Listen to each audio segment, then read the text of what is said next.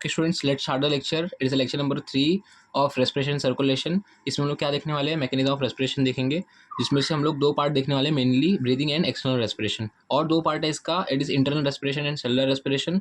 हम लोग next lecture में देखेंगे, लेक्चर नंबर 4 में. ठीक है, सबसे पहले आप यहाँ पे देख लो, इट इज बेसिक रेस्पिरेशन का डेफिनेशन पूछ सकते हैं एग्जाम में. तो what is the definition of respiration, एक तो मैंने पहले भी लिखा चुका है प्रीवियस लेक्चर में, और एक अभी देख लो, ये भी रेस्पिरेशन डेफिनेशन का आप रेस्पिरेशन लिख सकते हो. ठीक है, it is a biological process which involve the exchange of gas between the atmosphere and lungs. ठीक है, is called respiration which leads to formation of energy. ये पॉइंट याद रखो. ठीक है, या फिर ये बोल सकते हो कि it is help in oxidation of oxidation of organic compound which leads to formation of that is energy. तो ये जो ऑक्सीडेशन ऑफ ऑर्गेनिक कंपाउंड जो है वो मैंने आपको प्रीवियस लेक्चर में बताया कि उसका कैसा मीनिंग होगा. ठीक है, यहाँ पर जो मैं बताया हूँ ये भी आप याद रखो, ऐसे इसको भी बोल सकते हो रेस्पिरेशन. तो रेस्पिरेशन हम लोग चार पार्ट पढ़ते हैं, that is breathing, external respiration, internal respiration and आपका दैट इज सेलुलर रेस्पिरेशन. ठीक है, ये पॉइंट याद रखना. तो वन बाय वन हम लोग देखते हैं. सबसे पहले आपको यहाँ पे क्या आएगा, ब्रीदिंग. ब्रीदिंग हम लोग क्या देखते हैं कि अच्छा, सबसे पहला पॉइंट, ब्रीदिंग मतलब क्या. देखो नॉर्मली ब्रीदिंग और रेस्पिरेशन का मतलब हम लोग के एनवायरमेंट में जो मतलब नॉर्मल स्टूडेंट है वो एकदम उसको मतलब उनको क्या लगता है सेम है, बट ऐसा नहीं है. ब्रीदिंग मतलब क्या, मैंने पहले ही बता चुका है. ब्रीदिंग मतलब क्या, दैट इज़ की नॉर्मल आपने सांस लिया और सांस छोड़ा. ठीक है, रेस्पिरेशन मतलब क्या होता है कि आप पूरा सांस लेते हो. ठीक है, सांस लेने के बाद आपका आपके लंग्स तक जाता है, फिर लंग्स से आपका वो ब्लड में मिक्स होता है. ठीक है, ये लंग्स हो गया. ठीक है, ये लंग्स हो गया, फिर लंग्स से आपका यहाँ पे ब्लड में जाएगा, फिर ब्लड से मान लो आपका यहाँ पे टिश्यू है, फिर आपका यहाँ से यहाँ पे जाएगा मतलब क्या, गैसेस. ठीक है, ऑक्सीजन आपका यहाँ पे हुआ, फिर यहाँ से यहाँ ऑक्सीजन आपका यहाँ पे जाएगा, फिर टिश्यू में जाएगा ऑक्सीजन, फिर यहाँ से आप क्या करोगे, ऑक्सीजन को यूज़ करके आप यहाँ पे क्या करते हो, एनर्जी बनाते हो. तो ये जो पूरा प्रोसेस हो गया, ऑक्सीजन को इनहेल करना, लंग्स तक पहुँचाना, उसके बाद आपको यहाँ पे ट्रांसपोर्ट करना, फिर यहाँ से आपका वापस से डिफ्यूजन होगा आपका यहाँ पे. ठीक है, फिर आपका यहाँ पे वापस इसका यूटिलाइज करना, दैट इज कॉल्ड रेस्पिरेशन. तो ये पूरा प्रोसेस आपका रेस्पिरेशन के अंदर आता है. सिर्फ नॉर्मल इनहेल और एक्सेल करना, दैट इज कॉल्ड ब्रीदिंग. ठीक है, तो वही आपको बात होती है यहाँ पे, it is a physical process. ठीक है, it involve the exchange of gases between the atmosphere and lung. ठीक है, इसमें हम लोग दो पार्ट पढ़ते हैं, that is inspiration and expiration. ठीक है, इंस्पिरेशन एंड एक्सपिरेशन पढ़ने के लिए सबसे पहले ये समझो कि हमारे जो लंग्स है which is present in the thoracic cage. ठीक है, थोरैसिक केज में प्रेजेंट है, तो उनका मतलब पहली बात तो ये है कि भाई इसका अगर फंक्शन पूछेंगे आपको तो आपका ये दो फंक्शन करता है. सबसे पहली बात, इट प्रोटेक्ट्स द लंग. अगर फंक्शन में जाऊंगा तो दो फंक्शन आ जाएगा, प्रोटेक्शन. सेकंड आपका क्या है, रेस्पिरेशन. रेस्पिरेशन दोनों में हेल्प करता है. तो रेस्पिरेशन में कैसे हेल्प करता है, कौन हेल्प करता है, बताऊंगा. अच्छा, पॉइंट भी ये आता है कि थोरैसिक केज बनता कैसा है. तो अगर मैं फ्रंट साइड से देखूंगा तो फ्रंट साइड से आपका जो चेस्ट बोन जो होता है एकदम सेंटर में, दैट इज कॉल्ड स्टर्नम. इससे आपका हो गया. साइड वेज से अगर बात करूंगा तो आपका यहाँ पे रिब्स आ जाते हैं, मतलब फ्रंट एंड साइड वेज दोनों.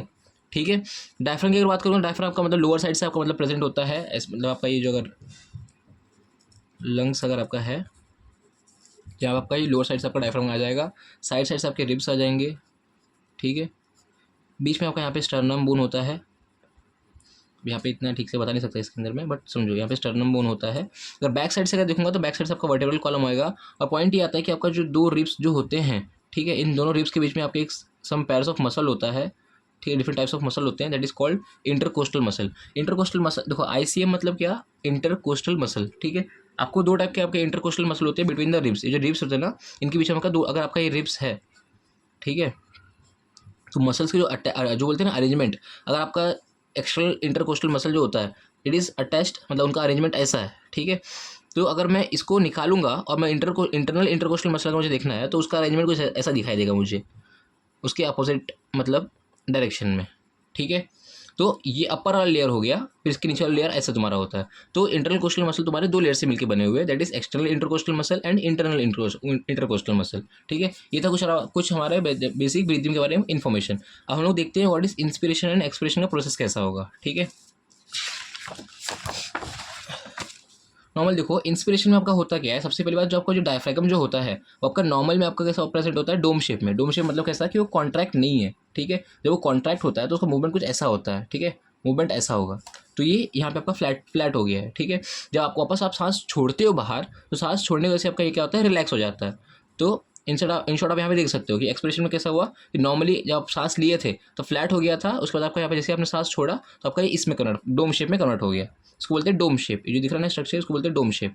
ठीक है, तो इंस्पिरेशन का मतलब क्या क्या रिकमेंड होते हैं, सबसे पहले देख लो कि because of contraction of diaphragm, जो डायफ्रागम है ये।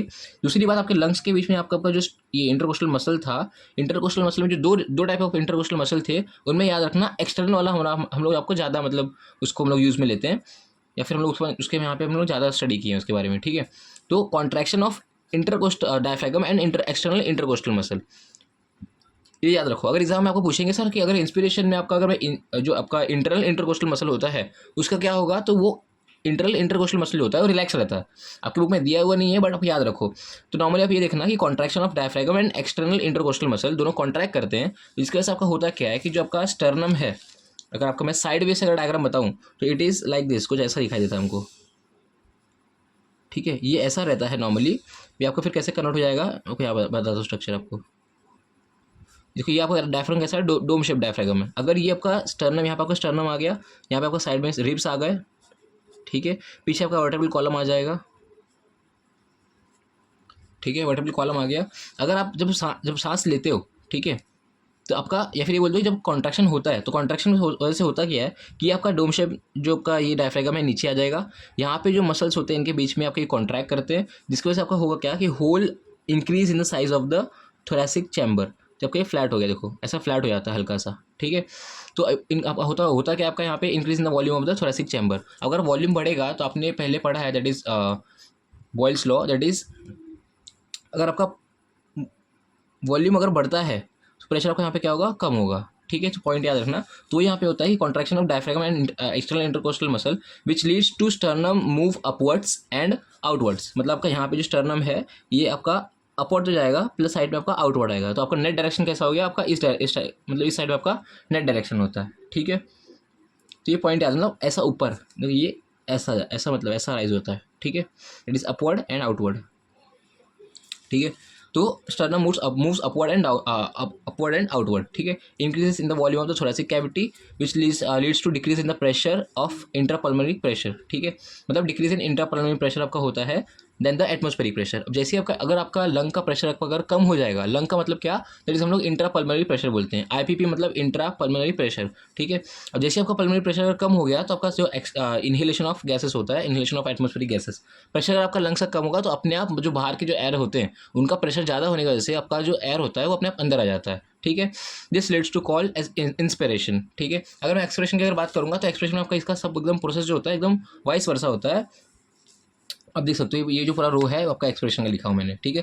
Relaxation of diaphragm and external intercostal muscle. अच्छा एक पॉइंट याद रखो कि जब भी आपका relaxation of diaphragm and external intercostal muscle होगा तो उस टाइम पे आपका क्या होगा कि contraction of internal intercostal muscle, ये ऑलवेज याद रखो, ठीक है। एग्जाम अगर पूछे तो ये पॉइंट याद रखना। नेक्स्ट आपका यहाँ पे क्या है, स्टर्नम मूव, जैसे इसमें कैसा हुआ था कि move upward and downward outward ना, यहाँ पे क्या होगा, मूव्स डाउनवर्ड एंड इनवर्ड।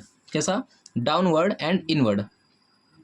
तो नेट अगर मैं डायरेक्शन बोलूँगा तो आपका यहाँ साइड, ये साइड में आ जाएगा। पहले कैसा हुआ था कि यहाँ पे इस साइड में आपका मतलब गया था नेट डायरेक्शन। अगर अब मैं बोलूँ नेट डायरेक्शन कैसा हो रहा है तो आपका ये साइज़ कम हो रहा है। मतलब यहाँ पे कैसा होगा कि पहले आपका लंग्स अगर आपका काफ़ी फुला हुआ था तो वहाँ पे क्या होगा कि आपका यहाँ पे लंग्स अंदर, ये स्टर्नम अंदर आएगा और आपका यहाँ पे जो डायफ्रागम जो है वो रिलैक्स होता है तो आपका यहाँ पे क्या होगा, ऐसा डोम शेप स्ट्रक्चर बन जाएगा। तो which leads to decrease in the अपना ये volume of the thoracic cavity, और बोल दो आपका decrease in the volume of the that is chamber, ठीक है। विच लीड्स टू, अगर वॉल्यूम आपका अगर डिक्रीज हो जाता है तो आप सिंपल सी बात है कि आपका इंट्रापल्मोनरी प्रेशर जो होता है वो इंक्रीज हो जाएगा। As a Boyle's law PV, अगर आपका जो वॉल्यूम है अगर आपका डिक्रीज हो रहा है तो प्रेशर अपने आप इंक्रीज हो जाएगा, ठीक है। अब प्रेशर इतना इंक्रीज हो जाता है कि वो आपका एटमॉस्फेरिक प्रेशर से ज़्यादा हो जाता है, which leads to acceleration of gases and this is called expiration, ठीक है। ये पॉइंट याद रखना। ऐसे ही स्टेप बाय स्टेप अगर इसको अगर याद रखोगे तो आपका एग्जाम में आप इजीली इसको याद रख सकते हो, ठीक है। और इसका आप एज अ होल पैराग्राफ में आप लिख सकते हो, ठीक है। मैकेनिज्म ऑफ ब्रीदिंग आपको पूछेंगे तो आप यही लिख देना एग्जाम में, ठीक है। मैकेनिज्म पर आपका यही हो गया, ठीक है। नेक्स्ट अपना पार्ट क्या है, that is external respiration. External respiration मतलब क्या कि हम लोग ये बोलते हैं कि भाई रेस्पिरेशन जो कर रहे हैं at the level of alveoli, या फिर ये बोलेंगे आपको कि in the it is external respiration in the lungs, ठीक है। तो इसमें है क्या बेसिकली, ये देखो जरा कि आपका जो ये आपका लंग्स यहाँ पे खत्म हो रहा है, ये ब्रोंकाई आ गया, primary bronchi, secondary bronchi, tertiary bronchi and bronchi bronchioles जो भी होंगे। लास्ट में आपका यहाँ पे एल्वेलाई आ गया, एल्वेलर सैक, ठीक है। इसमें मैंने ये बनाया आप लोग को कि मैंने ये जो एक एल्वेलाई है इसको थोड़ा जूम किया है। जूम करने से आपका यहाँ पे क्या है, ये आपका एल्वेलाई बनाया मैंने, ठीक है। ये आपका यहाँ पे सराउंडिंग क्या है, सराउंडिंग ब्लड वेसल, सराउंडिंग क्या है, ब्लड वेसल, ठीक है। अगर मैं इसको फर्दर अगर जूम करता हूँ, इतने पार्ट और सेक्शन को कट किया और फर्दर अगर मैंने जूम किया, ये आपका एक लेयर है, ये आपका मतलब ये क्लियर हो गया, ये क्लियर हो गया, ठीक है। प्लस आपका यहाँ पे एल्विलाई का लेयर। तो पॉइंट यहाँ पे ये होता है कि आपका जो एल्विलाई है, एल्विलाई वो किससे मिलके बना हुआ है, यहाँ पे ध्यान दो। एक तो ये पॉइंट आपका दैट इज हो गया, दैट इज स्क्वैमस एपिथेलियम। इसके नीचे एक और मेम्ब्रेन होता है, that is called basement membrane. क्या बोलेंगे, बेसमेंट मेम्ब्रेन। अगर मैं बोलूँ कि आपका यहाँ पर इसके नीचे जस्ट यहाँ पे क्या है तुम्हारा, दैट इज ब्लड वेसल। अब ब्लड वेसल अगर आपका है, इसको जूम करता हूँ मैं, कुछ ऐसा है, एल्विला हो गया, आपका ब्लड वेसल ऐसा हो गया। तो ये जो आपका एक सेक्शन है, इतना मैंने पार्ट कट किया है और आपका यहाँ पे मैंने जूम कर रहा हूँ, ठीक है। तो अगर मैं बोलूँ कि भाई इसका जो ल्यूमेन होता है, ल्यूमेन वो सेंटर में आएगा, ल्यूमेन। तो आपका यहाँ पे मैं उसको थोड़ा जूम कर रहा हूँ, तो जूम करने में आपका स्ट्रक्चर कैसा बनता है, आपका यहाँ पे देखो। पहली बात तो आपका आउटर साइड में एक बेसमेंट मेम्ब्रेन आएगा। बेसमेंट मेम्ब्रेन कैसा होता है, कहीं भी आपका आउटर साइड में प्रेजेंट होता है, ठीक है। तो आपका आउटर साइड में आपका बेसमेंट मेम्ब्रेन आ गया, फिर अंदर साइड आपका क्या होता है, सेल से बने हुए होंगे, ठीक है, सेल के लेयर होंगे। तो आपका यहाँ पे क्या आ गया, सेल का लेयर आ गया, ठीक है। ये आपका सेल का लेयर आ गया।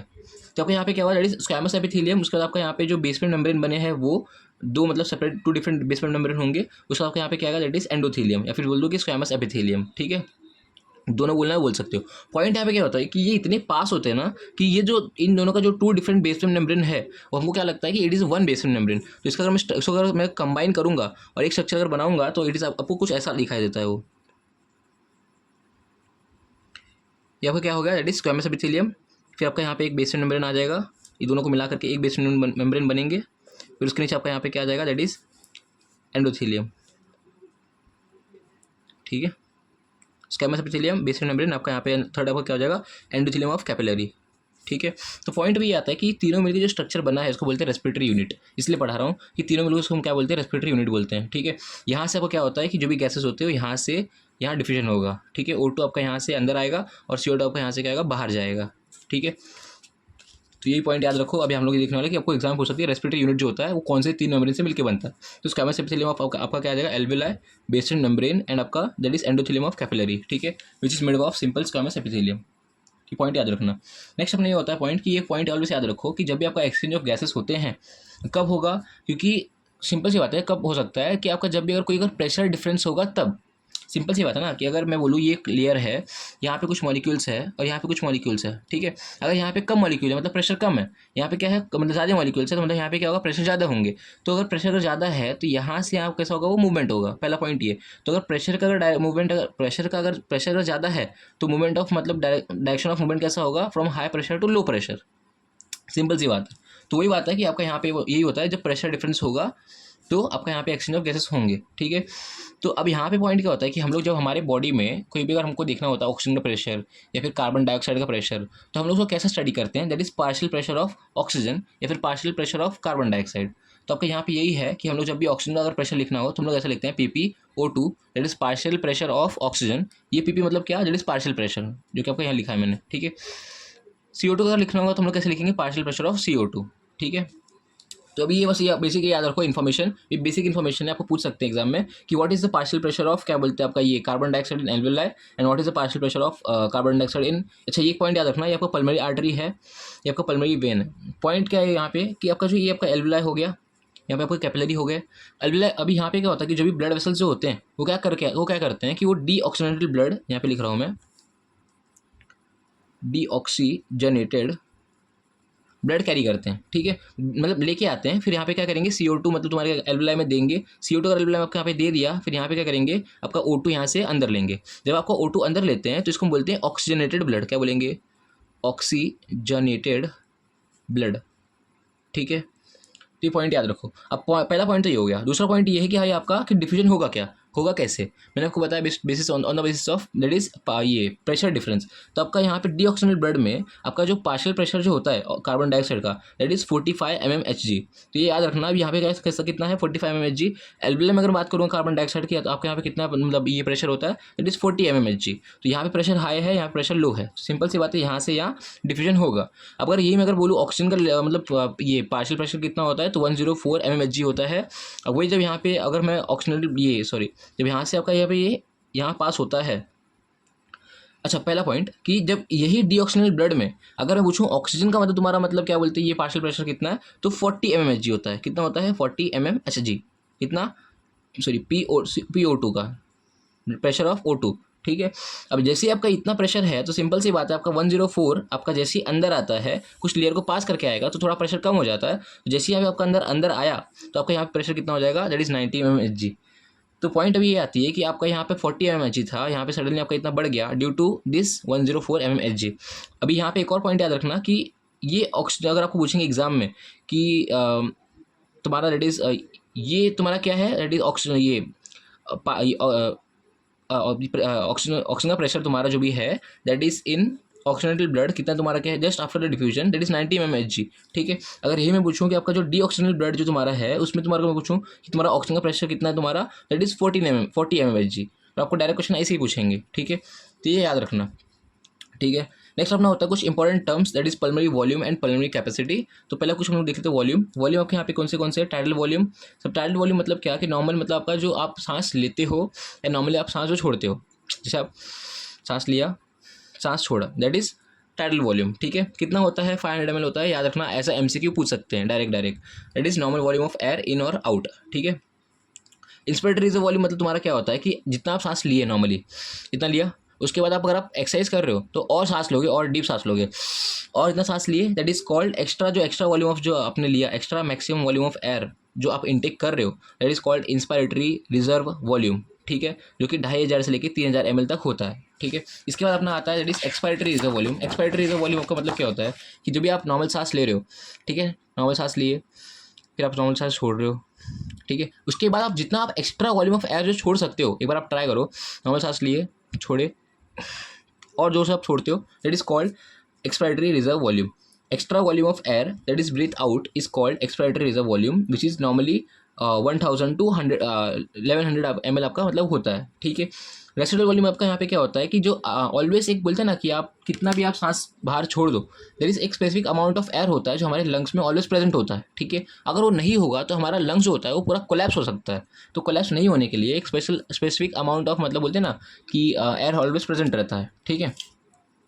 तो amount of air always present, ठीक है, is called residual volume, which is about 1100 to 1200 ml होता है, ठीक है। एक पॉइंट आपको यहाँ पे ऑलवेज याद रखना कि कभी residual volume expiratory reserve volume से 100 ml से ज़्यादा ही होता है कंपैरेटिवली। तो यहाँ पे अगर मैंने रेंज आप देखोगे तो 1000 to 1100 दिया है, यहाँ पे आप रेंज देख सकते हो 1100 to 1200 आपका यहाँ पे रेंज है, ठीक है। नेक्स्ट अपना पॉइंट आता है देखो, फोर्थ ये हो गया। फिफ्थ एक और पॉइंट था यहाँ पे जो मैंने इसके अंदर नहीं लिखा, जो कि मैंने यहाँ पे लिखा हुआ है, डेड स्पेस। डेड स्पेस मतलब क्या होता है कि आपका जो प्राइमरी, जब का ये ट्रकिया है, ट्रकिया हो गया, प्राइमरी ब्रोंकाई हो गए, ठीक है, फिर आपका यहाँ पे जो सेकेंडरी ब्रोंकाई होगा, फिर टर्शियरी ब्रोंकाई होगा। तो ये यहाँ पे क्या होता है कि कुछ स्पेसेस होते हैं जहाँ पे आपका अगर आप सांस ले रहे हो तो यहाँ पे वो एयर क्या करते हैं, यहाँ पे प्रेजेंट होते हैं। अब ये एयर जो होते हैं तुम्हारी ये एक्सचेंज ऑफ गैसेज में तुम्हारा हेल्प नहीं करते, उसको बोलते हैं, उसको डेड स्पेस बोलते हैं। क्या बोलेंगे, डेड स्पेस। मतलब आपने सांस तो लिया, ऑक्सीजन भी आपने लिए, बट वहाँ पे क्या हो रहा है कि इतना जगह तुम्हारा ऐसे फ्री रह जा रहा है, जैसे आप सांस छोड़ोगे तो ये तुम्हारा एयर वापस से चला जाएगा, ठीक है। उसको बोलते हैं डेड स्पेस। क्या बोलेंगे, dead space which present in the respiratory tract, ठीक है। Trachea, primary bronchi, secondary bronchi, tertiary bronchi, आपके ये हो गए। अच्छा, पॉइंट आता है कि कितना ml प्रेजेंट होता है तुम्हारे डेड स्पेस में, तुम्हारे एयर, दैट इज 150 ml, ठीक है। तो ये पॉइंट याद रखना डेड स्पेस का। नेक्स्ट तुम्हारा आता है दैट इज कैपेसिटी। कैपेसिटी में दो कैपेसिटी दिया है, याद रखना, वाइटल कैपेसिटी एंड आपका टोटल लंग कैपेसिटी। और भी होता है बट आपको यहाँ पे दिए नहीं है तो मत याद रखो, ठीक है। वाइटल कैपेसिटी मतलब क्या होता है कि मैक्सिमम एक्सपायरेशन, मतलब मैक्सिमम एक्सपायरेशन आपने जब किया, मतलब मान लो आप नॉर्मल सांस ले रहे हो, ठीक है, नॉर्मल सांस लिए, नॉर्मल सांस छोड़ दिए, अब जितना आप मैक्सिमम सांस छोड़ दो, ठीक है, छोड़ दिए। अब तुमको अगर तुमको मैक्सिमम सांस जो आपने छोड़ा है उसको अगर आपको कंपनसेट करना है तो पहले आप वो सांस लोगे, ठीक है, वो सांस ले लिया। अब जो नॉर्मल आप सांस लेते हो, नॉर्मल सांस आपने जो लेते हैं वो लेंगे फिर छोड़ देंगे, ठीक है, ये पॉइंट हो गया। तो अब उसके बाद अगर मान लो आपको अगर और मैक्सिमम सांस लेना है, पहले आपने क्या किया, मैक्सिमम एक्सप्रेशन की है, सांस बाहर छोड़े, फिर आपको उसको कंपनसेट करने के लिए आपने उतने पहले उतना सांस लिया, फिर नॉर्मली आप जितना सांस लेते हो आप उतना सांस लोगे, टाइडल वॉल्यूम हो गया, ठीक है। उसके बाद अगर आपको और सांस लेना है, मतलब और सांस आप ले सकते हो, जैसे फॉर एग्जाम्पल अगर डीप इंस्पिरेशन करना है, डीप इंस्पिरेशन, जैसे अगर मैं कपालभाति की अगर बात करूँगा, कपालभाति उसमें कैसा होता है कि आप एक बार क्या करते हो, एक नाक से आप एकदम डीप सांस लेते हो, फिर आप दूसरे नाक से उसको डीप सांस छोड़ते हो, ठीक है। तो यही बात होती है कि पहले आप क्या करोगे, नॉर्मल सांस लोगे, फिर जितना आपको रिक्वायरमेंट होता है, नॉर्मली आप टाइडल वॉल्यूम 500 ml के आसपास होता है उतना आप लोगे। उसके बाद जो एक्स्ट्रा वॉल्यूम ऑफ जो एयर जो होता है, जो एकदम डीपली ले सकते हैं, ठीक है, मतलब जो तीनों एयर हो गया, टोटल मिला के हम लोग क्या बोलते हैं, वाइटल कैपेसिटी। तो मैक्सिमम एक्सपिरेशन से मैक्सिमम इंस्पायरेशन तक जो सांस हम लोग लेते हैं, that is called vital capacity. That is expiratory is a volume, tidal volume plus inspiratory is a volume. इसका एवरेज अमाउंट अगर हम देखेंगे तो 4100 टू 4600 ml मतलब होता है, ठीक है। ये अपना हो गया वाइटल कैपेसिटी। नेक्स्ट अपना होता है that is total lung capacity. Total lung capacity मतलब याद रखो कि तुम्हारा ये जो वॉल्यूम तुम्हारा होती है, जो तुम्हारा जो वैल्यू है, इसमें तुम्हारा रेसिडुअल वॉल्यूम तुम्हारा ऐड कर देना, ठीक है। दैट इज लंग का तुम्हारे यहाँ पे क्या होगा, मैक्सिमम अमाउंट ऑफ एयर जो मतलब कंटेन कर सकता है, that is called total lung capacity. And इसमें तुम्हारा फॉर्मुला की अगर बात करूँगा मैं, तो तुम्हारा रेसिडुअल वॉल्यूम आ गया, एक्सपिरेटरी रिजर्व वॉल्यूम आ गया, tidal volume and inspiratory reserve volume. इसका ऑन एन एवरेज अगर इसका हम लोग ये देखेंगे, that is volume of air कितना अगर एक्वायर कर सकता है, that is 5500 ml to 5800 ml मतलब बोल सकते हैं ऑन एन एवरेज। ये रेंज कोई फिक्स नहीं होता, बट ये रेंज इतना याद रखो, ठीक है। 5500 से लेके 5800 ml, ठीक है। रेंज पे सबको मैंने बता ही दिया। बाकी कुछ अगर डाउट वगैरह होगा तो मुझे पूछ लेना, ठीक है। कमेंट सेक्शन में कमेंट कर लेना, ठीक है। बाकी like share and subscribe my channel.